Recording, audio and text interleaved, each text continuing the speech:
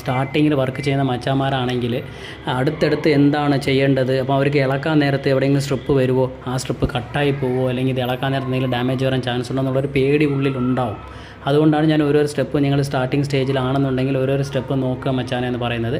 അതിപ്പോൾ നിങ്ങൾ സ്കിപ്പ് ചെയ്ത് കഴിഞ്ഞാൽ ചിലപ്പോൾ ഞാൻ അവിടെ എന്തെങ്കിലും ഒരു ചെറിയ പിടുത്തമുള്ള എന്തെങ്കിലും ഒരു ഇഷ്യൂ ഉള്ള സ്ഥലത്ത് ഞാൻ നൈസിന് ഇങ്ങനെ ഇളക്കുമ്പോൾ അവിടെ പറഞ്ഞു തരുമായിരിക്കും ഇന്ന സ്ഥലത്ത് നിങ്ങൾ സൂക്ഷിച്ച് ഇളക്കണേ മച്ചാനേന്ന്.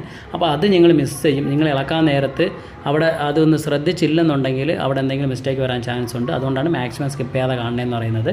വർക്ക് ചെയ്യുന്നവരാണെങ്കിൽ അവർക്കറിയാം അടുത്തടുത്ത സ്റ്റെപ്പ് എന്താണ്, എവിടെയൊക്കെ സ്ട്രിപ്പ് വരും, എവിടെയൊക്കെ നമ്മൾ നൈസിന് ഇളക്കണം, എവിടെയൊക്കെ ശ്രദ്ധിക്കണം എന്നുള്ളത് ഓൾറെഡി വർക്ക് ചെയ്യുന്നവർക്ക് മനസ്സിലാവും. പക്ഷേ ഒരു ബിഗിനേഴ്സ് ആകുമ്പോഴേക്കും നമുക്ക് അത് കറക്റ്റായിട്ട് എല്ലാ മോഡൽസിൻ്റെയും ആ ഒരു ഫുൾ സെറ്റപ്പ് എന്താ പറയുക, ഓരോരോ മോഡലിൻ്റെയും സ്ട്രിപ്പുകൾ എവിടെ വരും, എല്ലാ കാര്യങ്ങളും നമുക്ക് കറക്റ്റായിട്ട് പിടി കിട്ടത്തില്ല. അതുകൊണ്ടാണ് ശ്രദ്ധിക്കണമെന്ന് പറയുന്നത്. ഓക്കെ മച്ചാനെ, ഞാനിപ്പം മുകളിലത്തെ സ്ക്രൂ എല്ലാം ഇളക്കി, ഇനിയിപ്പോൾ താഴത്തെ സ്ക്രൂ ആണ്. ഇതൊരു റിംഗ് ആണ് മച്ചാനെ, ഫുൾ